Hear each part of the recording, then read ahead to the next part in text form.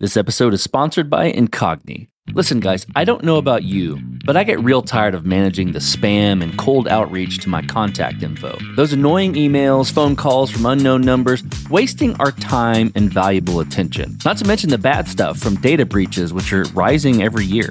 To top it off, data brokers out there harvest our information and sell it to people who intend to spam you and scam you. So what do we do about it? Well, I use Incogni. I signed up to use the platform, and within 30 minutes, hundreds of requests have been sent and completed, removing my data from the public view. Incogni tracks down and removes your personal data from online directories, people search sites, and commercial databases. The process is fully automated for the hundreds of known data brokers who sell our data without consent. Got a site that they don't auto-hit? No problem. There's a custom removal feature to take down almost everything that is exposed online. So take it from me and take back your personal data with Incogni. Go to incogni.com/codestory and use code CODESTORY at checkout to get 60% off annual plans. You can also find the link in the episode description. That's incogni.com/codestory, because they can't harm you if they can't find you. What we realized that we were doing is we're letting people have entirely new workflows that just weren't possible at all before. We can take the product that we have, adapt it to like a workflow that already exists and just plug into that existing workflow. Or we can do the really hard thing and go after an entirely like new category, just really be in this realm of category creation. And that was a key decision that we faced after we started seeing some early traction. And what we ultimately doing is we decided to actually go with the category creation, which I think informed a lot of the other pieces that I just chatted about. One of the biggest things that the consequences of this is just, it really had a fundamental paradigm shift in how we decided to run the company. My name is Gaviria, and I am one of the co-founders at Coactive AI. This is Code Story, a podcast bringing you interviews with tech visionaries. Spent 6 months moonlighting. There's nothing at the back end.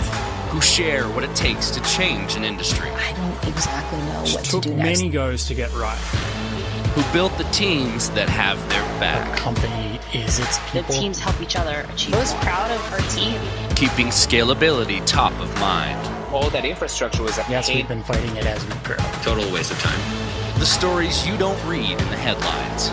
It's not an easy thing to achieve, mind Took it you. off the shelf and dusted it off and tried it again. To ride the ups and downs of the startup life. You need to really want it. Not just about technology. All this and more on Code Story. I'm your host, Noah Lappard, and today how Will Gaviria built a way to make image and video data useful so you can supercharge your business. This episode is sponsored by NordProtect. In a world where data breaches are on the rise and identity theft is becoming more common, you have to take steps to protect yourself. NordProtect offers you everything you need to keep your identity safe, all in one easy place. It's built to help you safeguard your identity with advanced automation that works 24/7 on your behalf. Things like dark web monitoring, credit monitoring, security alerts, and more. And if the worst should occur, the platform walks alongside you for identity restoration. NordProtect plans come with financial coverage across a wide range of threats, from identity theft to online fraud and scams, so you are covered when it matters most. Get an exclusive 5% discount on NordProtect plans. Go to nordprotect.com/codestory and use the code CODESTORY at checkout. You can also find the link in the episode notes. That's nordprotect.com/codestory. Will Gaviria was born and raised in Colombia, immigrating to Florida at 11 years old. His family started off in a single bedroom together and worked hard for their life and successes. He got a full ride to MIT, and funny enough, he had to convince his mother that it was a legit school. Through all of his studies, he got to see the rise of AI and focused on neo-morphic computing. But outside of tech, he's married with a cat named Chipotle, and he lives in the Bay Area. He loves playing Magic the Gathering and doing CrossFit. Will and his co-founder observed firsthand the explosion of visual content. At the same time, artificial intelligence had reached a mature state, such that you could use it to learn from unstructured data. They set out to build the next big thing, specifically in context of unstructured visual data. This is the creation story of Coactive. What Coactive is at its core is we're an enterprise B2B SaaS. And what we do is we help folks unlock the value of their visual content for critical use cases such as search and analytics. And the way we do this is that we bring all this visual unstructured data into the world of structured data such as SQL and other big data tools that folks already use and love. What this does is it makes the platform very powerful, yet simple enough for both technical and non-technical data professionals to leverage. What the product actually does is we allow you to search, we allow you to filter, and we allow you to perform analytics on your visual content. And to go through each one of those just a little bit and to explain it, search really is an intelligent search in which there's a very natural way for you to find the right content, whether that's an image example or whether that's some text. From there, we allow you to do dynamic tagging. And really what this is about is about tagging content, but tagging it in such a way that you have control over the tags, you have control over how they evolve and how they're defined. And we make that super simple for folks to do. So it's almost like we're trying to bring everyone from this world of static tags that they make one time and are expensive to make to a world where tags are like a living and breathing thing. You can version in the same way that you version and launch and deploy code. And the third thing is where all this underneath the hood, we allow you to essentially do analytics and all of this. So it's not just a bunch of qualitative things you're doing, is you can get down to your nitty gritty of quantitative and really leverage this data for different things. We really focus on making the platform accessible to technical and non-technical users. And the result of all of this is that we see that companies gain a much deeper and complete understanding of their image and video data, which really helps different business functions. And what business functions depends on the vertical. There was a few things that we saw happening in parallel. The first one is we saw generally an explosion in visual content in which people were just creating more of it and collecting more of it. And this goes back to a Bill Gates quote in which content is king. And if content is king, what we argue is that the king's already here. Video is about 80% of traffic on the internet. So most of what you pipe in through the web is pixels. And about 80% of content is supposed to be unstructured by 2025. And I say supposed to because I think these predictions were all made before generative AI. So that timeline has accelerated.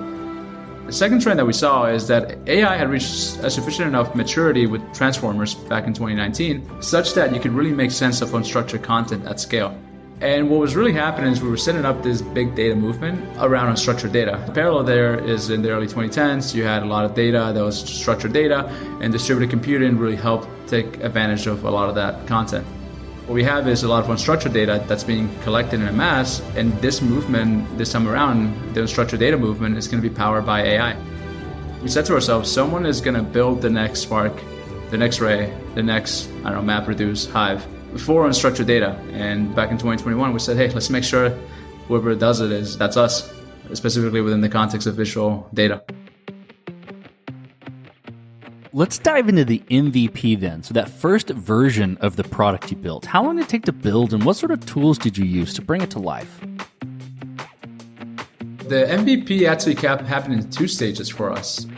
The first stage took us about 3 months, and that is we just wanted to get the limited core functionality working. And we use Python, Spark underneath the hood, sklearn, PyTorch, and we did all of this on a Jupyter notebook. The second phase of the MVP, once we had that, is because our product was just so visual, we actually needed to create a visual MVP. That took us about probably an additional 3 months, in which we built a web application based on React and Fast API. I just want to say it was a very different environment back in 2021.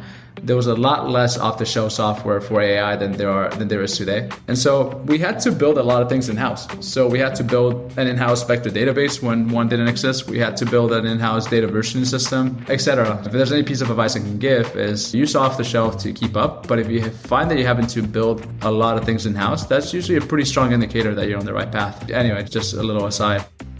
We were doing demos and we found that there were actually two audiences, not just one. There was an audience that was technical stakeholders for which the notebook was enough. It wasn't bad. It was good. It was good for them to get the idea. But there was a whole lot of folks that we didn't expect that were non-technical. And the notebook was just really confusing. People were didn't really know what was going on, right? If you've never seen a Jupyter notebook before, it doesn't look like a product. It just looks like you're doing something. And they weren't sure what was happening.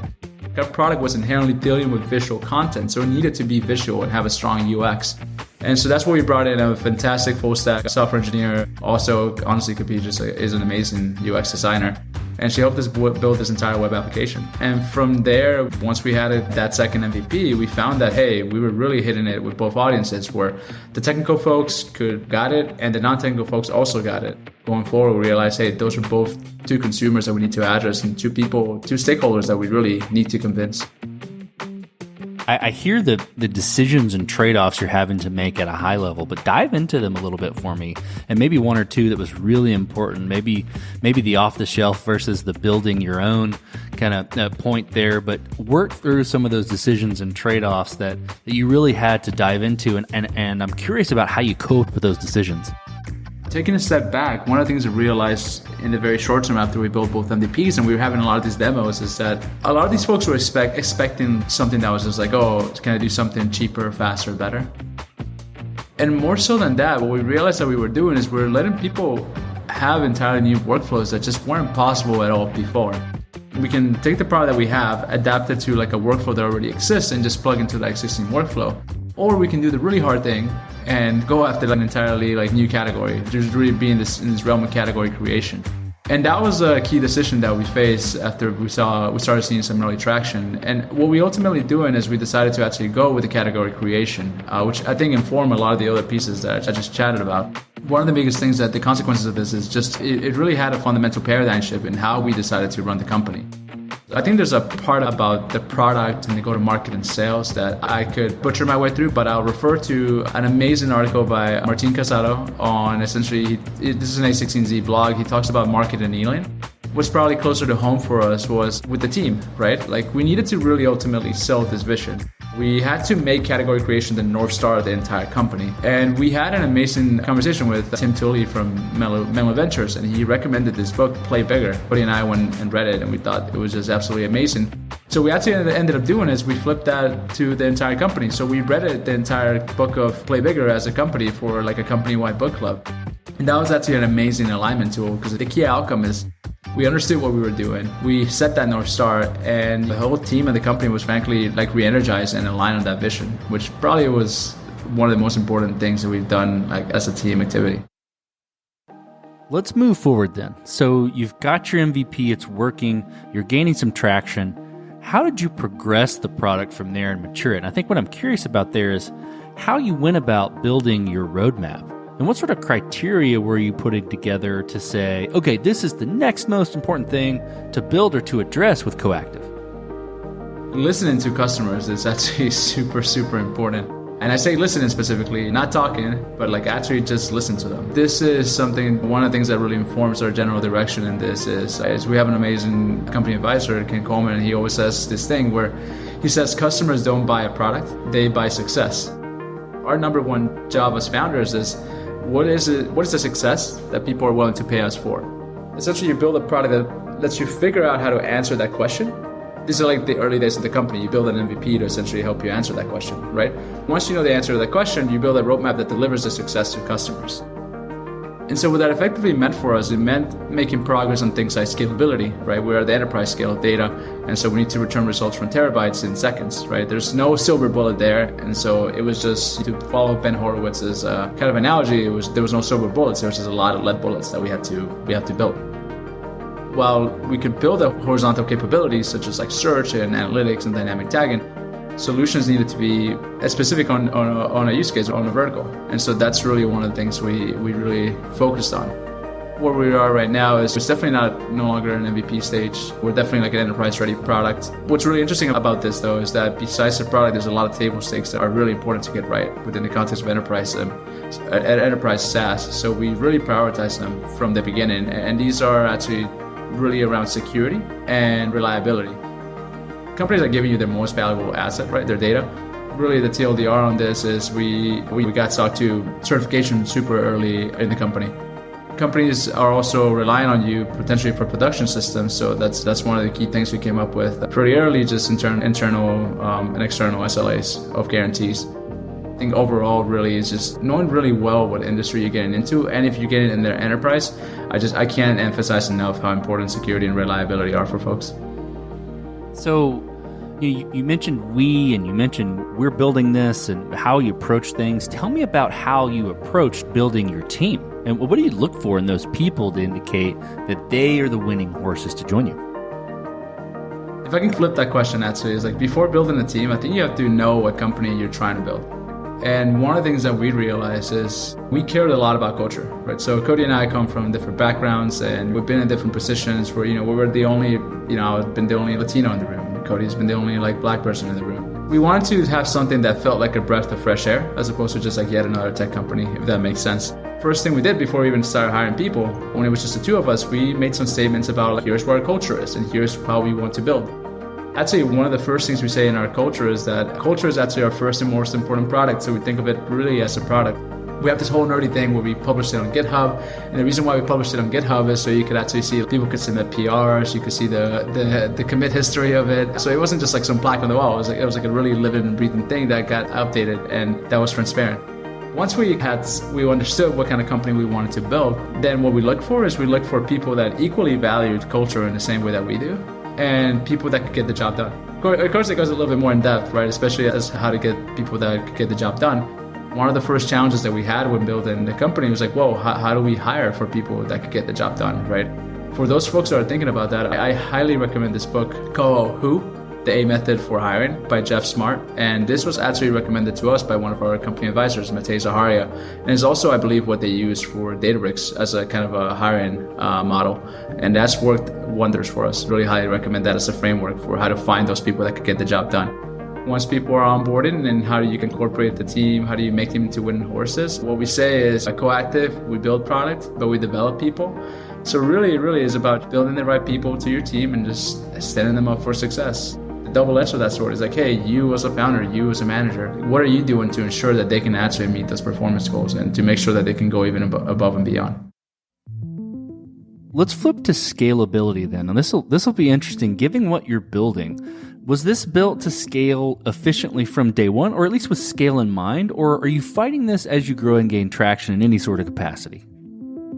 Yes, we knew we wanted to be at the enterprise scale. And so from the very beginning, we thought about, I think I said this earlier, the MVP was built on Spark for a reason. So yes, so scale was something we thought about from the very beginning. Cody's entire PhD was on data systems and AI and how to do things at scale. So that's really one of the things we focus on our product from the beginning. Now, when you go to company building and building a team, I think that one becomes a much more interesting question. Taking a step back, you have to fundamentally understand why you're hiring folks. And for us, again, it goes back to customer by success. So you build a product roadmap to deliver that success to customers, and you hire a team to execute on that roadmap. So scale efficiency, I don't think should be the focus. It should be the risk of executing on this roadmap that you set for yourself. And so the real challenge is figuring out how to hire for that execution. I think this requires a lot of self-awareness about what strengths you need and when you need them. This goes back to that thing that's a really big lesson in The Hard Thing About Hard Things from Ben Horowitz. But the challenge in doing this is that you're doing it in real time. So you have a very limited amount of time and focus. So I almost want to reframe the question that I think less so than scale efficiency, really focus on how do you minimize the risk of execution by hiring the right team? And that specifically boils down to what are the strengths that you need. And once you figure out what those strengths are, you hire those folks. And I think scale comes as a result of that. Okay, well, as you step out on the balcony and you look across all that you've built, what are you most proud of? We built a really amazing product. I'm happy to nerd out about what we built all day. I give talks on just this topic alone because it's just so interesting what's going on right now in AI. But honestly, besides all that, maybe going back to the last question, I think one of the things that I'm most proud of is really the team and the culture that we built around the team.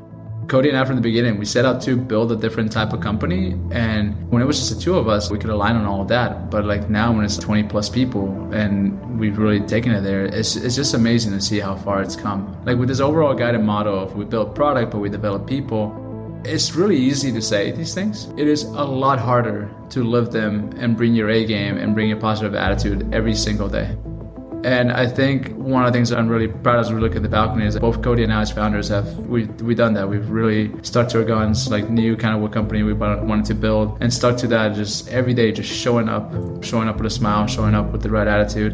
Cody always has this awesome quote that he says, people overestimate what they can do in 3 months and drastically underestimate what they can do in years. And I think the 2 years of building the company and just showing up every day, it's just amazing to see how far we've come, and it's been totally worth it. let's flip the script a little bit. Tell me about a mistake you made and how you and your team responded to it. If you're building a company, you're gonna just accept you're gonna make nothing but mistakes. The real question is how quickly you come back up from them. We had a 30-day POC with a customer, and I think we were hopping on the kickoff call. Hey guys, we're super excited to do a POC. By the way, we don't have 30 days anymore. You have 5. So tell us that's what it is. Let us know if you can do it. And so it was really funny. It was like the definition of a fire drill. And we needed to execute in 5 days. So we had this big planning meeting. We had like all hands on deck to execute. And we had a whole plan. It's okay, cool. We're all going to be the sparrow threats. We're going to go and we're going to get it done in 5 days. It was amazing to see everyone come together and realize that we could do it in 5 days. And then, so we go for it, right? We're all heads down. We start executing on this. And around day 3, I realized I left a major component out in the planning. And I'm like, oh man, like this is going to derail the entire POC. It might push us to we can't do it in 5 days anymore. What's funny about this whole situation, I actually forgot what exactly the thing was. I just remember how I felt, and I felt like horrible because I felt like I let the team down. I know this. I was like, all right, I'm going to have to pull an all-nighter for 2 days to fix this. Back to undergrad days, like monster and whatever I got to do. And so I scheduled like a sync with the team to just drop the news and then take ownership of everything. And what was really funny to me is in my mind, I messed up. And then when the team heard it, their first response is like, oh yeah, we realized you forgot this like a few days ago and we just did it already. And so that was the sense of relief and roller coaster of emotions that was really interesting. But I was trying to figure out like, how did this happen, right? And I think this goes back to the question of just how important it is to have the right people. And besides having the right people, how to lead them with the why more so than the what and the how. And I think because we were so focused on leading with context and leading them with like why we're doing things, like they realized I messed up, and they, in the spirit of truly in the spirit of one team, like they covered for me when I didn't even realize they were. Okay, this will be fun. And be fun to hear your passion come out as a founder. What does the future look like for Coactive, the product, and for your team?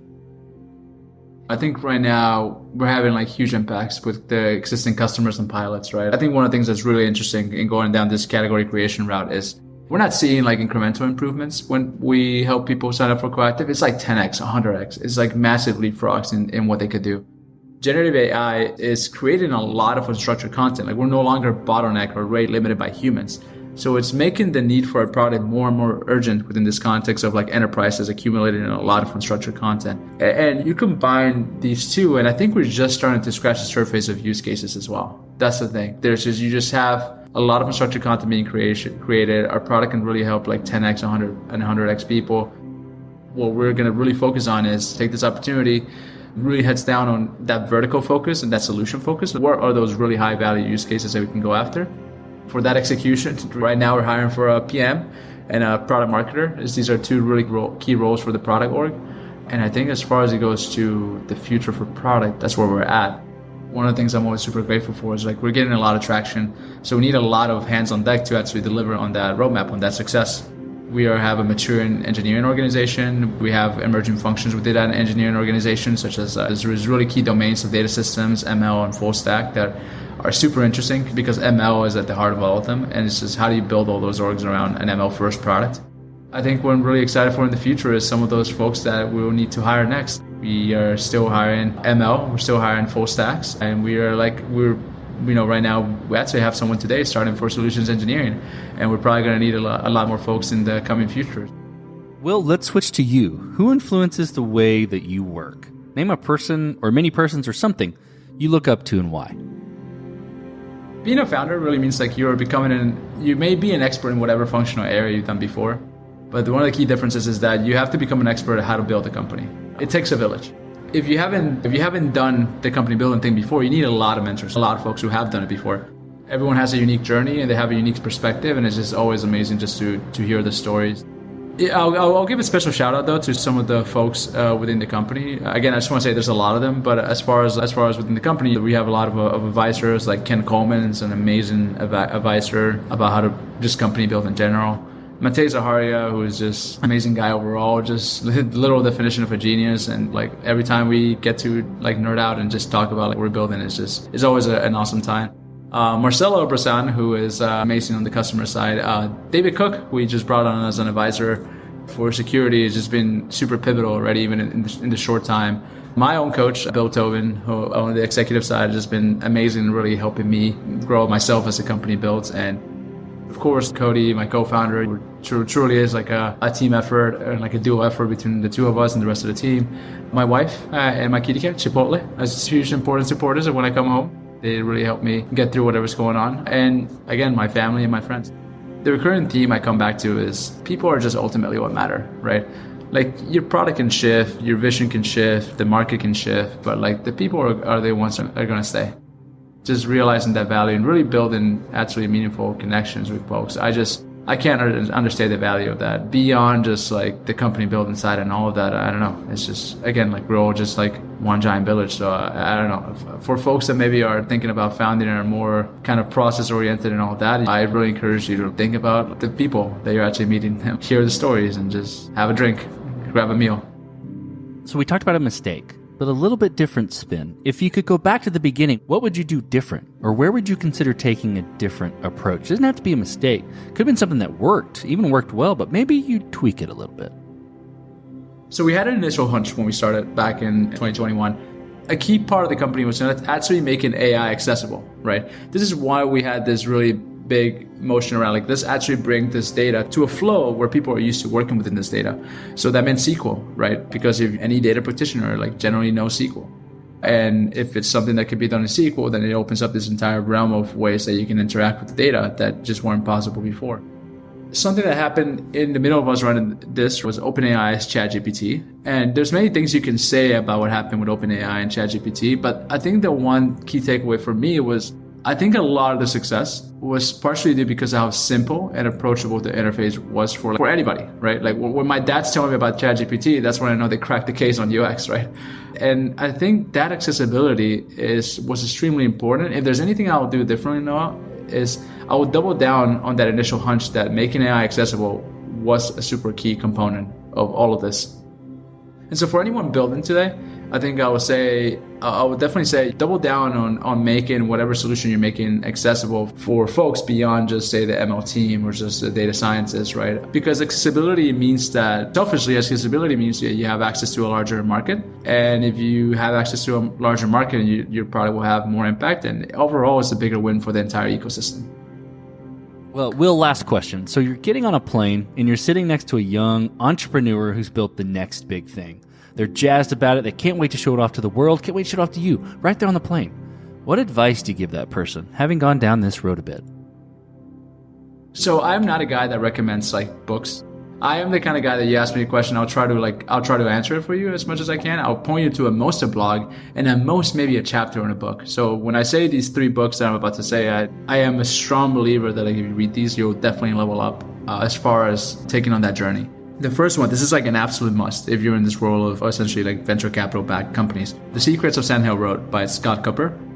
And the key part about this book for folks is I think it teaches you how VCs think about fundraising. And every time I go out down to the A16Z offices, I think I steal like 2 or 3 of these books. They give them out, so I'm not stealing. I'm borrowing them, quote unquote. And then I think I give my rate is I give about one of these books like a month. So I very much believe in this book. And if you listen to nothing else, I think just if you're founding a company, just read this book. Like it's super deep and will give you a deep understanding of how to raise. The other 2 books are actually, I think I mentioned them already. It's Who, The A Method for Hiring by Jeff Smart, because this book really gives you a framework on how to hire the right people. And the 3rd book is The Hard Thing About Hard Things by Ben Horowitz. And now, this is not necessarily a book that I think is meant to be a guide, but I think really what it gives you is it gives you a really in-depth look about Ben's story of building a company. And I think it allows you to gain a lot of empathy for just how difficult it is to build a company, right? Ben talks about all these crazy scenarios he had to go through and how he thought about them, right? And he's like a world-class company builder. And I think the biggest thing that is an eye-opener for folks is like, wow, there are a lot more things that I have to worry about except beyond like PRs and committing code, right? Like building a company is an entire endeavor. And so I think The Hard Thing About Hard Things really does a good job in kind of like smacking you in the face with the reality of what you're about to embark. So those are the main 3 books as pieces of advice that I give to founders today. The bonus for all of this is, it takes a village, right? So I can't understate this enough. Like advisors, constantly talk to people who have done it before, because that's where you're going to get the most wealth of information And always ask them not necessarily what they did, but why they did the things they did. Because sometimes, again, the why is way more important than the what and how. That's fantastic advice. All great recommendations. Well, Will, thank you for being on the show today. Thank you for telling the creation story of Coactive. And thank you for hosting me, Noah. I appreciate it. And this concludes another chapter of Code Story. Code Story is hosted and produced by Noah Labhart. Be sure to subscribe on Apple Podcasts, Spotify, or the podcasting app of your choice. And when you get a chance, leave us a review. Both things help us out tremendously. And thanks again for listening.